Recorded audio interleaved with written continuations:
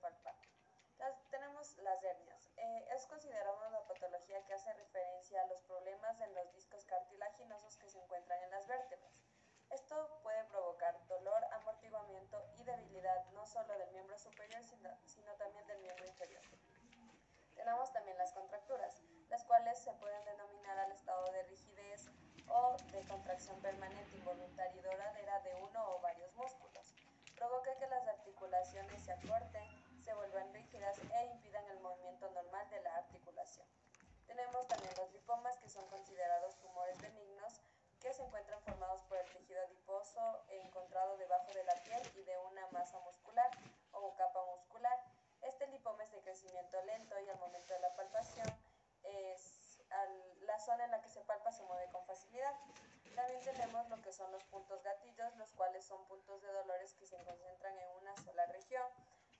¿Cómo podemos identificarlos? Al momento de la palpación, en la zona en la que se encuentran estos puntos gatillos, el dolor es evidente y también son zonas hipersensibles. Tenemos también lo que son las bursitis, más frecuentes en lo que es la articulación de la rodilla. En estas va a existir una inflamación de las almohadillas de la articulación, producto de la acumulación de líquido en la bolsa sinovial. También tenemos lo que es la citis, que es la inflamación abdominal causada por la extrema acumulación de líquido y es frecuentemente relacionada con enfermedades hepáticas. Y por último tenemos los miomas, los cuales son considerados una tumoración de carácter benigna que se presenta en el útero, por eso se conocen muchos miomas uterinos, los cuales son la forma más frecuente de conocer los tumores o tumoraciones pélvicas femeninas. Anatomía palpatoria de tobillo y pie. Quinta metatación. Para iniciar lo que es la palpación, se debe efectuar previamente palpar la cabeza del metatarsiano, así como la palpación de la base, y nos situamos en la interlínea articular en cuestión para palpar entre los dedos pulgar e índice el quinto metatarsiano.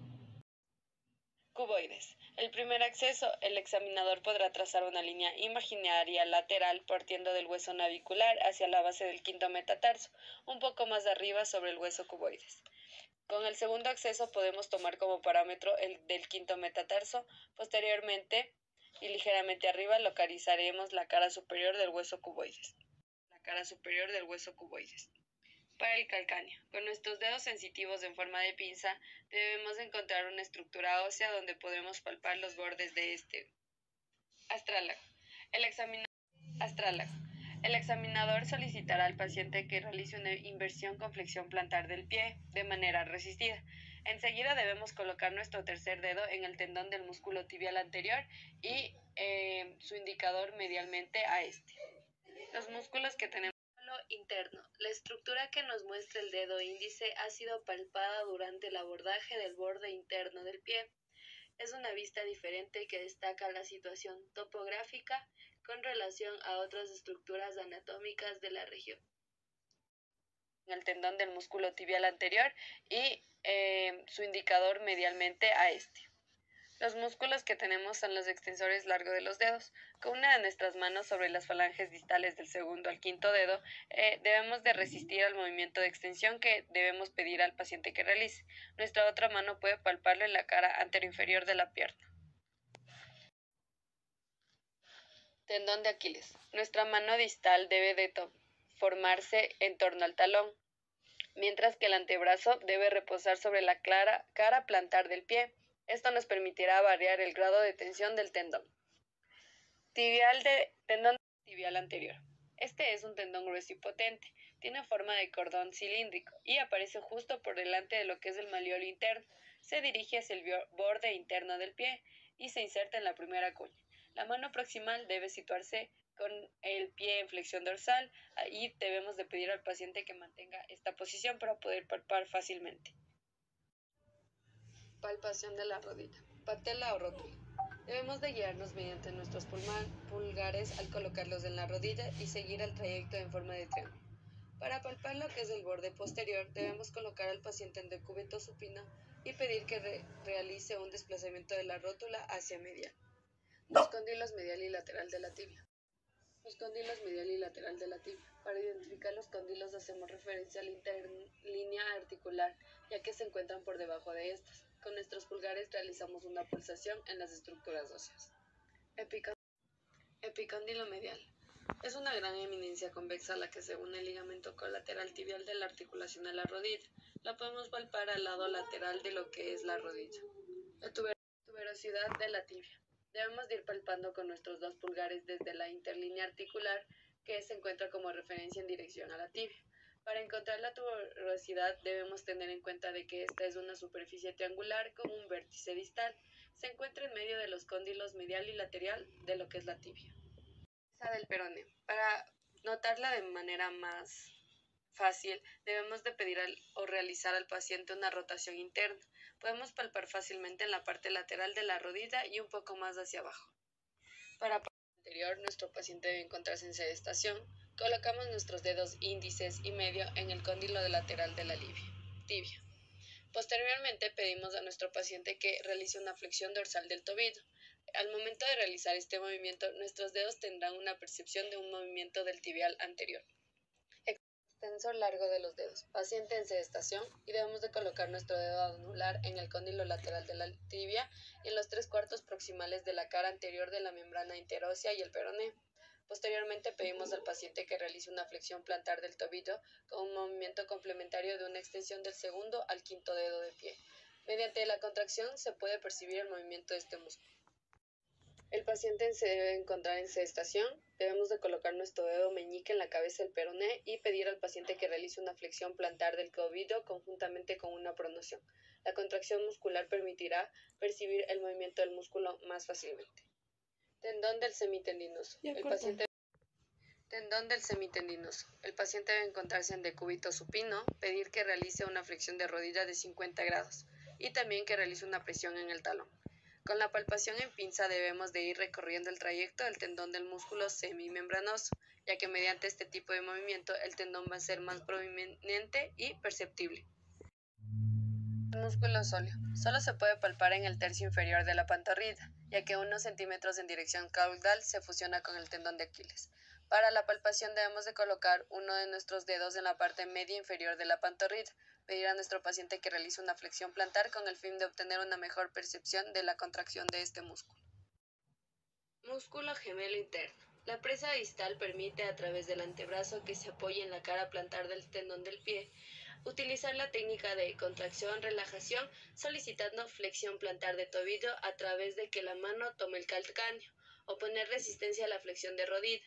Esas dos acciones corresponden al músculo explorado que localizaremos en la parte posterointerna de la pierna. Palpación del músculo inferior. Cadera. Tenemos que para palpar la cresta ilíaca nos situamos delante del paciente, el cual debe encontrarse en una bipedestación. Debemos colocar nuestras manos alrededor de la cadera y deslizar hacia abajo. De esta manera podemos hallar en ambos una prominencia ósea. Espina ilíaca anterior superior. El punto de partida debe ser la cresta ilíaca. Debemos descender hacia abajo y hacia adentro hasta alcanzar un relieve que corresponde a esta espina. Por debajo se localiza la escotadura interespinosa. Para palpar el recto interno o gracil, el paciente debe encontrarse en posición supina. Debe realizar una flexión y abducción de cadera y de rodilla. También debemos de realizar una ligera resistencia. Para palpar este recto debe de encontrarse una máxima flexión de cadera. El tendón queda en la parte interior del hueco popliteo. El glúteo mayor. Debemos de colocar a nuestro paciente en decúbito prono. Debemos de pedirle que separe de la camilla lo que es la parte anterior de su muslo, pero que mantenga la rodilla flexionada. Lo que debemos de hacer es oponer resistencia en la parte postero inferior del músculo. Tensor de la fascia lata. Para la palpación del tensor de la fascia lata, debemos de colocar a nuestro paciente en un decúbito supino con una flexión de rodilla y ligera flexión de cadera. Pedir al paciente que realice más flexión de cadera con abducción y realizar una resistencia. Para el sartorio, colocamos a nuestro paciente en decúbito supino. Pedimos que realice una ligera flexión, abducción y rotación externa de la cadera. Vamos palpando hacia el centro y hacia la cara interna del muslo. Palpación de la mano. Articulaciones metacarpofalángeas. El paciente debe encontrarse en sedestación con la mano apoyada en una superficie o mesa. Debemos de encontrarnos en sedestación frente al paciente. Debemos ubicar la articulación metacarpofalángica. Con una mano fijamos el metacarpiano correspondiente al dedo que se va a evaluar, mientras que con la otra mano realizamos movimientos pasivos de la articulación. Articulaciones interfalángicas. El paciente debe encontrarse en sedestación con la mano apoyada en una superficie o mesa. Debemos de encontrarnos en sedestación frente al paciente. Ubicamos la articulación interfalángica. Con una mano fijamos hacia proximal y con la otra realizamos movimientos de flexión y extensión mientras palpamos la articulación. Tendones de la zona anterior de la muñeca. Tendón del músculo flexor radial del carpo. Este tendón aparece únicamente en la parte lateral o externa de la cara anterior de la muñeca. Simplemente lo que vamos a pedir al paciente es que cierre la mano y justo por fuera del tendón del músculo palmar largo se encuentra este otro tendón. Músculo palmar largo. Solicitar al paciente que realice una oposición entre su dedo pulgar y el meñique, entre el tendón del músculo flexor radial del carpo más lateral y el músculo flexor superficial de los dedos. Tendón del músculo flexor cubital del carpo.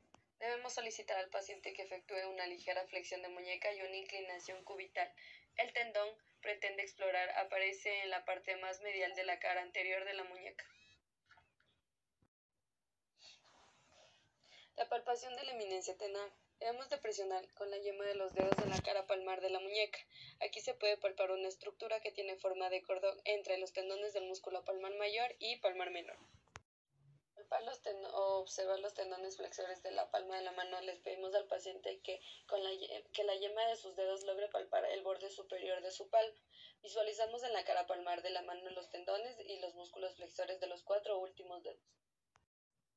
Músculos lumbricales. Aquí el índice del terapeuta desplaza los tendones de los músculos flexores superficiales y profundos de los dedos, destinados al dedo índice, y se sitúa en dirección al primer lumbrical, el cual se inserta en el borde medial del tendón del músculo flexor profundo de los dedos. Palpación del miembro superior. Clavícula. El paciente debe de encontrarse en sedestación y debemos de palpar bilateralmente con el dedo medio y pulgar de medial a lateral. Luego vamos a palpar de manera unilateral el lado derecho, comenzando desde medial hacia lateral. El paciente debe de encontrarse en decúbito prono. El evaluador debe de colocarse de pie a un lado de la camita. Debemos de posicionar el miembro superior del paciente en rotación medial de hombro, apoyándolo sobre el torso. De esta manera facilita la palpación del escápulo. Se va a realizar la palpación de los músculos de los manguitos de los rotadores. Subescapular. El paciente debe encontrarse en sedestación con una flexión de hombro de 90 grados y el puño cerrado. Introducimos nuestro dedo y le pedimos al paciente que haga repetidas rotaciones internas, esto en forma de como si girase una llave. Para la palpación del supraespinoso, el paciente debe colocarse en sedestación. Debemos de colocar un dedo justo por encima de la espina de la escápula. El paciente debe realizar leves intentos de abducción y es en este momento donde lo notamos bajo el trapecio. El infraespinoso se palpa cuando el paciente se encuentra en una sedestación, tiene 90 grados de separación y flexión de codo. Debemos de sujetar su brazo y pedir que haga repeticiones de rotaciones externas. Lo palpamos en la parte más inferior de lo que es la fosa infraespinosa escapular. El redondo menor. El paciente debe encontrarse en sedestación, igual que cuando se palpa el músculo infraespinoso. Debemos de pedirle que también realice varias rotaciones externas y lo podemos palpar entre el deltoides y el redondo mayor. Para realizar la palpación del redondo mayor, el paciente debe encontrarse en sedestación. Su hombro debe encontrarse en una rotación interna con el dorso de la mano pegado a la espalda. Debemos de resistir que el brazo vaya hacia atrás con una mano y con la otra la palpamos.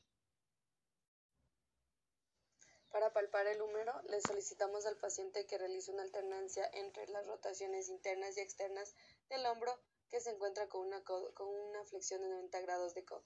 De esta manera percibiremos el movimiento de rotación de la cabeza humeral bajo los dedos. La musculatura del brazo, músculo bíceps braquial. Solicitamos al paciente una flexión de codo utilizando la técnica de contracción y relajación. Músculo coracobraquial. Dale, Debemos de solicitar al paciente. déjale ahí.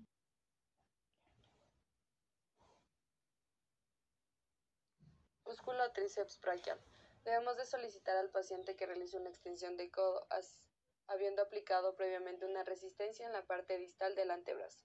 El tendón se va a percibir bajo los dedos en la cara posterior del hombro. Esternón. Nuestro paciente debe encontrarse en sedestación. Con los dedos de una de nuestras manos debemos de proceder a localizar la escotadura yugular. Los dedos de la otra mano se mueven hacia caudal hasta llegar a la parte inferior de la apófisis sifoides. Apófisis sifoides. Se encuentra en la parte inferior del cuerpo del esternón. Tiene forma de vértice y en algunas ocasiones es bífido y puede encontrarse desviado. Esto puede facilitar o dificultar la palpación de estas estructuras. Primer cartílago costal. El paciente debe encontrarse en decúbito supino. Nuestro dedo índice Primer cartílago costal. El paciente debe encontrarse en decúbito supino. Nuestro dedo índice debe situarse debajo de la clavícula. Debemos de solicitar al paciente que realice inspiraciones altas, rápidas y repetidas para una mejor exploración de esta estructura. Tubérculo del músculo escaleno anterior. El terapeuta debe encontrarse en bipedestación. Tubérculo del músculo escaleno anterior. El terapeuta debe encontrarse en bipedestación, el paciente debe encontrarse en una sedestación, nuestro dedo índice debe de situarse por detrás y encima de la clavícula. Debemos pedir al paciente que relaje la musculatura de esta región para poder percibir correctamente esta estructura. Abertura inferior del tórax. Paciente en una bipedestación, debemos de pedirle que realice una inspiración forzada para poder palpar y observar esta zona. Esta abertura es ocupada por el músculo diafragma. El abdomen.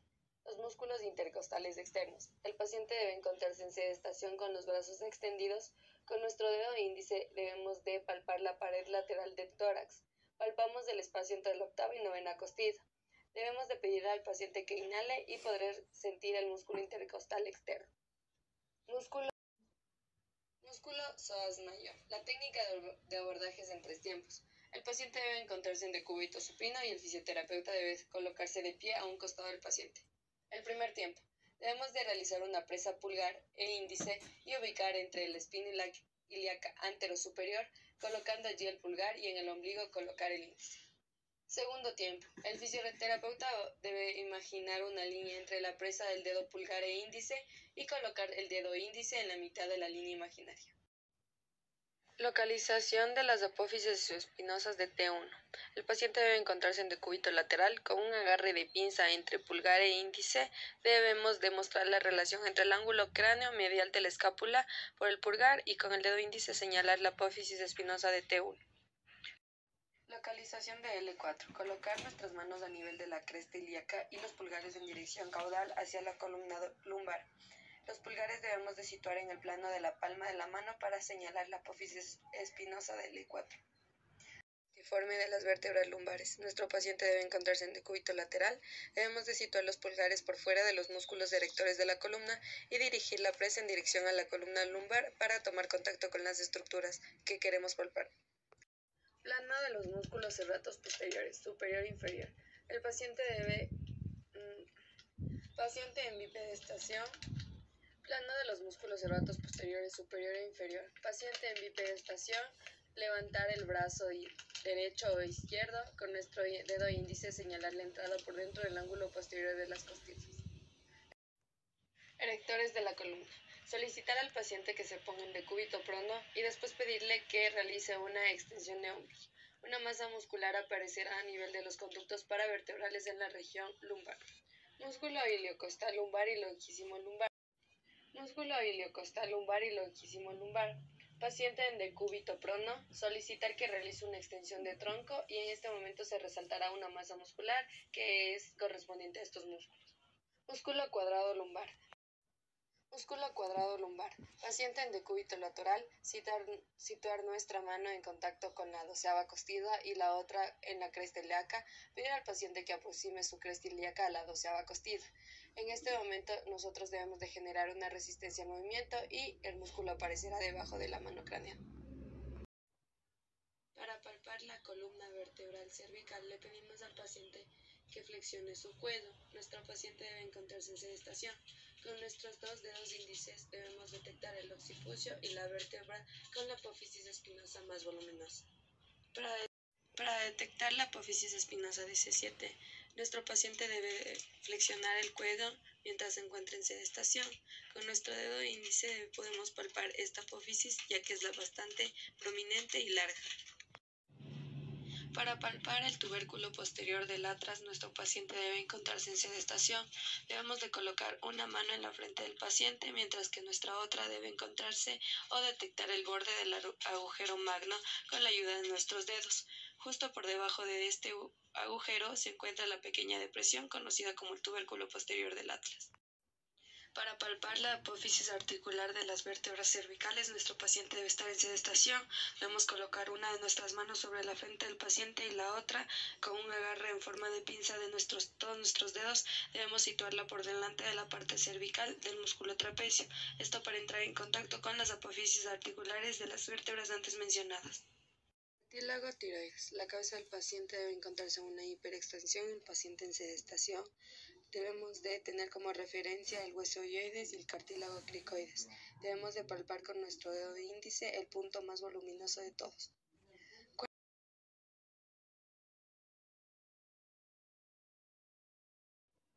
Cuerpo del hueso hioides. El paciente en sedestación pedimos que realice una ligera extensión de cuello. Se debe ubicar el dedo índice sobre el borde superior del cartílago tiroides. A partir de ahí desplazar el dedo en dirección craneal para poder palpar el cuerpo del hueso hioides. Articulación temporomandibular. Paciente debemos solicitarle que abra la boca, nuestros dedos colocamos delante del conducto auditivo externo y percibiremos con facilidad el desplazamiento del cóndilo maxilar. Inserción distal de la cabeza external del esternocleidomastoideo. Paciente en sedestación, pedir que realice una rotación contralateral con una ligera inclinación homolateral. Palpar esta inserción con nuestros dedos índice. Vientre muscular del músculo escaleno anterior. Paciente en sedestación, identificamos la cabeza clavicular del músculo esternocleidomastoideo, aplicamos una ligera presión con nuestro dedo índice sobre dicha cabeza, justo por detrás de la clavícula. De esta forma tomaremos contacto con el vientre muscular. Fascículo superior del músculo trapecio. El paciente en sedestación, colocamos una mano en la región parietal y la otra sobre el hombro del paciente. Pedimos que realice una elevación de hombro y una inclinación lateral del cuello hacia el mismo lado. Podemos palpar las fibras de la porción del trapecio con nuestro dedo índice. Músculo elevador de la escápula. Paciente en sedestación, pedir que realice una retropulsión de hombro y posteriormente que eleve su escápula. Palpación con el dedo índice.